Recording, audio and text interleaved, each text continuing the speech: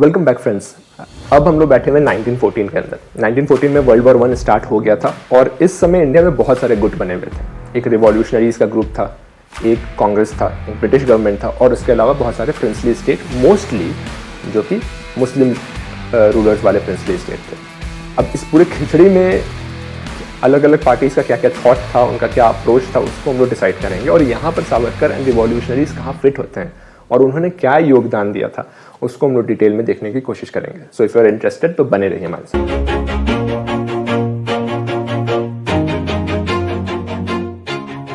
1914 में world war 1 होने वाला है, इसका प्रेडिक्शन सावरकर ने पहले ही कर दिया था। 1910 में तलवार नाम की एक मैगजीन थी, उसके अंदर इन्होंने लिखा था कि ऐसे चांसेस हैं बिकॉज वर्ल्ड वॉर 1 के पीछे का रीजन ही यही था कि यूरोप के जो पावर्स थे वो एक दूसरे से लड़ रहे थे to capture more and more territory and create more and more colonies. तो ये चीज सावरकर जी ने पहले ही देख लिया था। 1914 के अंदर जब वो जेल के अंदर बंद थे तो एक बहुत आश्चर्य कर देने वाला स्टांस वो लेते हैं कि वो पिटिशन लिखते हैं ब्रिटिश को कि we will fully support you in this war. अब ऐसा उन्होंने क्यों किया? अब कुछ लेफ्टिस्ट हिस्टोरियंस को जब आप देखेंगे ना, वो इसी पिटिशन को निकाल के दिखा देते हैं कि देखो यार, सावरकर जी तो माफी वीर थे, हम पहले से बोल रहे थे। इन्होंने अपने रिहाई के लिए ऐसा पिटिशन लिख दिया कि ब्रिटिश इनसे खुश हो जाएं और इनको छोड़ दें। लेकिन बात ऐसा नहीं था। अब देखिए, एक्शन के पीछे इंटेंशन समझना बहुत जरूरी है। 1914 में जब ब्रिटेन वॉर पे गया था तो उसके मेन ऑपोजिशन थे Germany and Ottoman empire. Ottoman empire उस समय काफी कमजोर हो गया था, इसलिए वो जर्मनी के साथ अलायंस करके ब्रिटेन पे अटैक कर रहा था। नाउ व्हाट सावरकर फियर्ड कि यार, अगर ब्रिटिश इस समय अगर इंडिया में हार जाते हैं तो इंडिया का फिर से इस्लामीकरण हो जाएगा। ऐसा वो क्यों सोच रहे थे? क्योंकि आप देखिए, जब जब इंडिया कमजोर हुआ है तब तक उसमें पिछले 1000 सालों से इन्वेजन हुआ है, ईदर फ्रॉम पर्शिया या फ्रॉम अफगानिस्तान। वेदर आप मुगल्स को देख लीजिए, आप अब्दाली को देख लीजिए, जितने भी और आए हैं, सब स्लेव डायनेस्टी, तुगलक जितने आए हैं, सब अफगानिस्तान के रास्ते होकर के इंडिया पे आ रहे हैं। और उस समय इंडिया की कोई मॉडर्न मिलिट्री भी नहीं थी, मतलब जो मॉडर्न मिलिशिया था उनके पास, आर्म्स एंड एम्युनिशन था, वो ब्रिटिश का ही था। दूसरा, आप किस पॉइंट ऑफ व्यू से देख सकते हैं कि ब्रिटिश का खुद का पॉलिसी देख लीजिए towards Afghanistan at that point of time. आपने अगर मूवी देखी होगी अक्षय कुमार की केसरी, तो उसमें क्या रोल वो प्ले करते हैं कि 10 या 15 लोग का जो पलटन था वो अफगानिस्तान में जाकर के जो लड़ाई कर रहा था, वो किनसे लड़ रहा था? वो अफगान कबीलों वालों से लड़ रहा था, जो कि हमेशा टारगेट करते थे यार कैसे हम नेक्स्ट अपना गजवाए हिंद करें और जाकर के दिल्ली पे हम लोग कब्जा कर लें। और इंडिया में भी कुछ कम चाहने वाले ऐसे लोग नहीं थे, बहुत सारे ऐसे मौलवी मौलाना थे जो बार बार ऐसा कॉल देते थे कि यार ये काफिर लोग, ये हिंदू और ये ब्रिटिश आकर के भारत पे कब्जा किए हुए हैं, हमारा इतना ग्लोरियस पास्ट रहा है, तो आप ही आ जाइए और आप दिल्ली के तख्त पर काबिज हो जाइए। And there was the rise of the Marathas as a very important political force in North India. The leading ulema of Delhi, Shah Wali Ullah, he was frightened at the prospect of a non-Muslim power in Delhi, and he actually wrote 7 letters to the Afghan ruler Ahmad Shah Abdali, and he said that if you do not come, then your brethren, there will be no, you will not hear the call of azan, so you please come to defend the faith. तो these were real threats। और उस समय जब आप jail के अंदर बंद हैं, आपके पास कोई न्यूज़ कुछ नहीं पहुंच रहा है, तो आप अंडरस्टैंड करिए कि सावरकर की मन स्थिति क्या रही होगी। उन्होंने जब ब्रिटिश को सपोर्ट दिया तो उनके पास वही बोले, एक तरफ कुआं है और एक तरफ खाई है, you have to choose between lesser evil. और उस समय अगर आप भी वहाँ पे रहते तो आप खुद सोचिए ना, आप क्या चूज करते हैं। ब्रिटिश हैं जो इकोनॉमिकली लूट कर रहे हैं इंडिया को, नो डाउट, बट उनका स्टेटेड पॉलिसी है कि कल्चरली सोशली इंडिया को नहीं टच करना है। वहीं पर अगर अफगान से आने वाले लोग, जो तालिबानी किस्म के लोग होते हैं, जो जिहादी किस्म के लोग होते हैं, वो अगर दिल्ली पे कब्जा कर लेते, कंट्रोल कर लेते, then what would have happened? फिर से हम 1000 साल पीछे चले जाते, फिर से औरतों का रेप, बलात्कार होता, लोगों का फोर्स कन्वर्जन होता, उनको उठा करके काबुल के बाज़ारों में बेचा जाता। लेकिन उनके इंटेंशन में किसी तरीके की गंदगी नहीं थी। वो ये नहीं था कि यार मैं आपको you scratch the back of British और वो फिर आपको आज़ाद कर दें और आप मज़े में अपनी ज़िंदगी काटें। एनीवे, जो दूसरा धड़ा था वो था रिवॉल्यूशनरीज का ही, जो कि आज़ाद थे, जो अभिनव भारत के रिवॉल्यूशनरीज थे और साथ ही वो रिवॉल्यूशनरी जो यूरोप में रह रहे थे। अब उनका जो फ्रेम ऑफ रेफरेंस था वो बस ये था कि यार ब्रिटिश भारत पर कब्जा किए हुए और हमको इन्हें किसी तरह हराना है। वो 1000 साल की हिस्ट्री नहीं देख रहे थे। तो ऐसे में वो क्या करते हैं कि सबसे पहला दुश्मन का दुश्मन दोस्त, तो वो लोग जर्मनी के पास जाते हैं और उसका सपोर्ट मांगते हैं इस चीज़ के लिए, और जर्मनी उसके लिए तैयार हो जाता है। अब पूरे मिशन को लीड करने के लिए एक लेजिटिमेट फेस चाहिए, तो वो भारत से कुंवर महेंद्र प्रताप को इनवाइट करते हैं, जो कि उस समय यूपी के अंदर एक रॉयल फैमिली में प्रिंस थे। उनका शादी जो हुआ था वो नाभा के जो प्रिंसेस थे, जो पंजाब और हरियाणा रीजन के जो प्रिंसेस थे, उनके साथ हुआ था। अब ये जर्मनी जाते हैं और वहां पर ये लोग फॉर्म करते हैं इंडिया इंडिपेंडेंस पार्टी, जिसका जर्मन में नाम था डेवशे वेरेंदर फ्रॉन्डे इंडियन। वहां पर ये वीरेंद्र चट्टोपाध्याय और लाला हरदयाल से मिलते हैं और ये लोग उनको ले जाकर के कैसर, यानी वहाँ के जो जर्मनी के जो प्रेसिडेंट या प्राइम मिनिस्टर जो भी बोल लीजिए, उनसे उनकी मुलाकात करवाते हैं।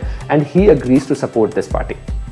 उनका पैसा लेकर के एंड आर्म्स एंड एम्यूनेशन लेकर के ये लोग काबुल की तरफ बढ़ते हैं and they form government in exile. दूसरी तरफ से क्या करते हैं ये लोग कि Germans provide a ship called Maverick along with 1.5 lakh rupees worth of arms and ammunition to Indian revolutionary, ताकि वो ईस्टर्न कोस्ट यानी कि उड़ीसा के कोस्ट पे लैंड करके दिल्ली की तरफ अटैक करें।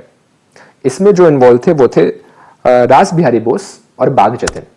अब देखिए, दिल्ली पे हमेशा हिस्टोरिकली अटैक वन साइड से हुआ है, यानी कि पानीपत के अफगानिस्तान से आते थे और पानीपत में ही इसलिए ज़्यादातर लड़ाइयाँ होती थी। अब ये 2 साइडेड अटैक है। एक तो जो कुंवर प्रताप हैं वो बैठे हुए अफगानिस्तान में, और दूसरी तरफ ये जो रिवॉल्यूशनरीज हैं वो उनका शिप उतर चुका है उड़ीसा के अंदर। लेकिन खैर, ब्रिटिश इतने सालों तक ऐसे ही नहीं रूल किए हैं, उनके भी इंटेलिजेंस बहुत स्ट्रांग था and they were able to track down these revolutionaries. Bagh Jatin को पकड़ के फिर बाद में फांसी दे दी जाती है और रास बिहारी बोस किसी तरह जान बचाकर भागने में सफल होते हैं। तो ये जो 2 pronged स्ट्रैटेजी था इनका, one coming from the north and other coming from the east, वो वहाँ पे फेल कर जाता है। अब देखिए, जिस तरीके से जर्मनी दिमाग लगा रहा था कि दुश्मन का दुश्मन दोस्त, यानी कि यहाँ पे इंडियन रिवॉल्यूशनरीज का सपोर्ट ले रहा था, कुछ आयरिश रिवॉल्यूशनरीज का सपोर्ट ले रहा था, बोअर्स का सपोर्ट ले रहा था जो साउथ अफ्रीका में थे, वैसे ही ब्रिटिश पे दिमाग लगा रहे थे कि दुश्मन का दुश्मन दोस्त। तो यहाँ जो जर्मनी और ओटोमन एम्पायर का जो अलायंस था, उसमें ओटोमन्स का के अगेंस्ट काफ़ी गुस्सा का भावना था, स्पेशली अमंग अरब्स। तो अगर ओटोमन एम्पायर का आप मैप देखिए तो modern day Iraq, Iran, Saudi Arabia, UAE, Egypt, यहाँ तक फैला हुआ था। अरब्स को हमेशा ये लगता था कि यार हम तो अलग एथनिसिटी हैं, वी आर अरब्स, हमारे यहाँ इस्लाम आया, जन्मा, प्रॉफिट मोहम्मद भी अरब थे, ये तुर्क लोग हमारे ऊपर कैसे राज कर रहे हैं, तो we want to throw them away. तो again I will suggest you कि अगर आपने नहीं देखा है तो लॉरेंस ऑफ अरेबिया मूवी जरूर देखिएगा, फ्री में अवेलेबल है यूट्यूब के ऊपर। तो वहाँ पर लॉरेंस जो एक ब्रिटिश एजेंट थे, उनको वहाँ पर डालते हैं British to create this fervour of and demand of Arab nationalism, right. India में ब्रिटिश क्या करते हैं कि जो इंडिया के मौलवी मौलाना क्लास थे ना, उनको बोलते हैं यार तुम तो आराम से यहाँ बैठे हुए हो, तुम तो खुद सुन्नी हो, तुम तो खुद कुरैश हो, तुम्हारे जो प्रॉफिट थे वो भी कुरैश टाइप के थे, अब तुम इसको अपना कैलिफ मानोगे, इस ओटोमन को, ये तो तुर्क है। तो वो लोग भी बोलते हैं, मौलवी अपना दाढ़ी खुजलाता है, बोलता है बात तो सही बोल रहे हैं यार, हम कुरैश के लिए क्यों मरने जाए। तो ब्रिटिश ये स्ट्रैटेजी कर रहे थे कि दुश्मन का दुश्मन दोस्त वाली बात। इसमें एक बड़ा पेंच वाली चीज़ है दोस्तों। अब देखिए कि यहाँ पर जो बड़ी बड़ी रियासतें थी और जो मुल्ला मौलाना थे, उसका एक बड़ा जो एक ग्रुप था, वो ब्रिटिश को सपोर्ट कर रहे थे कि हाँ आप जाके ओटोमन को मारो, मेरे को कोई इससे मतलब नहीं है, एज लॉन्ग एज कि मेरा इंटरेस्ट यहाँ पे बरकरार रहे। लेकिन 1920 में गांधी जी को पता नहीं क्या चुल मच गया कि वो अलग से चिल्ला रहे हैं कि नहीं नहीं नहीं, हमें तो खलीफा वापस चाहिए, हमें तो ओटोमन एम्पायर वापस चाहिए। अरे जब मुसलमानों को नहीं पड़ा है ओटोमन एम्पायर का, जब अरब्स को नहीं पड़ा है खलीफा का, तो आपको इतना क्यों चुल मचता है कि नहीं नहीं, जब तक मुसलमानों का खलीफा वापस नहीं आएगा तब तक हम आज़ादी की जंग आगे नहीं बढ़ाएंगे, और हिंदूज को भी चाहिए कि वो जाकर के खलीफा को वापस लाने का मुहिम चलाएं और खिलाफत मूवमेंट में अपना सपोर्ट दें। जब अभी हम लोग डिस्कस कर रहे थे कि किस तरीके से पहला अटैक जो इन्होंने प्लान किया था वो फेल कर गया, लेकिन यहाँ पर रिवॉल्यूशनरीज नहीं रुके, दे प्लान्ड अ सेकंड अटैक। इस बार अटैक उन लोग कर रहे थे वाया स्टीम शिप, जिसपे करीब 70,000 गोला बंदूक उनको अवेलेबल कराया था जर्मन्स ने। लेकिन अनफॉर्चुनेटली वो स्टीम शिप फिर से वो ट्रेस डाउन कर लेते हैं और मनीला जो फिलीपींस के अंदर है वहाँ पर उन लोग को ट्रेस कर लिया जाता है और सारे क्रांतिकारियों को पकड़ करके they are hanged. Third attempt इन्होंने लिया, फिर से एक उनको शिप दिया गया and this time they targeted Andamans. उनका स्ट्रैटेजी था कि अंडमान्स पे जाना है, वहां पर सारे पॉलिटिकल प्रिजनर्स को फ्री कराना है और उनका सपोर्ट लेकर के we will plan attack on India. ये प्लान भी अनफॉर्चुनेटली फेल कर जाता है दोस्तों। लेकिन इस प्लान में आप देखिए कि जो लोग पकड़ाते हैं उनसे बहुत सारे दस्तावेज बरामद होते हैं। उसमें से एक दस्तावेज जो ब्रिटिश को मिलता है वो मिलता है अंडमान के अंदर का डिटेल्ड मैप, जो कि हैंड ड्रॉन था, पेंसिल स्केच किया हुआ था। और दूसरा एक लिस्ट मिलता है कि 10-12 लोगों का, जिसको किसी भी हालत में रिलीज़ करवाना था।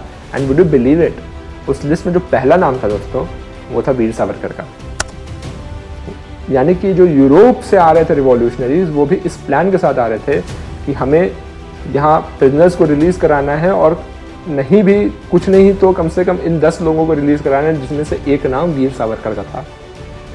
तो क्या इस आदमी की काबिलियत रही होगी, ये कितना बड़ा लिंच पिन एक रहा होगा रिवॉल्यूशन का, कितना बड़ा इंस्पिरेशन रहा होगा कि लोग अपने जान पर खेल करके इनको रिलीज़ कराने के लिए वहाँ पर पहुँच रहे हैं, ताकि इनके मदद से वो अपने रिवॉल्यूशनरी मूवमेंट को फिर से आगे स्ट्रॉन्ग कर पाएँ और ब्रिटेन को हरा पाएँ। ऐसे महान व्यक्तित्व को इस तरीके से मलीन कर देना, उनके विचारों को आधा काट करके सामने रख देना और उसके पीछे के रीज़न, लॉजिक सबको एकदम धूमिल करके गाड़ देना, ये बहुत बड़ा पाप किया है आज के समय के लेफ्टिस्ट हिस्टोरियंस ने।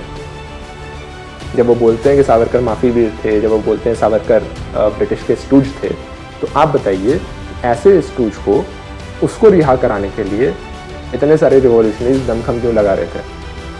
क्या उनको नहीं पता था कि 1940 तक ऑलरेडी 2 पिटिशंस वो ब्रिटिश को लिख चुके थे कि भाई हमको जेल से रिहा कर दिया जाए? ऐसे हिस्टोरियन जब सावरकर जी के क्रेडिबिलिटी को क्वेश्चन करते हैं, तो साथ ही साथ उन रिवॉल्यूशनरीज को भी क्वेश्चन करते हैं जो ये जानते हुए कि उन्होंने 2 पिटिशन 1914 तक ऑलरेडी लिख दिया था ब्रिटिश को अपनी रिहाई को लेकर के एंड ऑल दैट, कि यार वो इतने बड़े मूर्ख थे कि वो समझ ही नहीं पाए कि सावरकर माफी वीर थे। अब चाहे तो यही हो सकता है ना कि चाहे तो वो इतने बड़े मूर्ख थे कि वो नहीं पकड़ पा रहे हैं सावरकर को कि वो माफी वीर थे, या फिर चाहे वो ये समझ रहे हैं कि सावरकर जो लिख रहे हैं वो बस इसलिए लिख रहे हैं कि भाई एक बार निकल जाएं, उसके बाद फिर आगे का प्लानिंग किया जाएगा।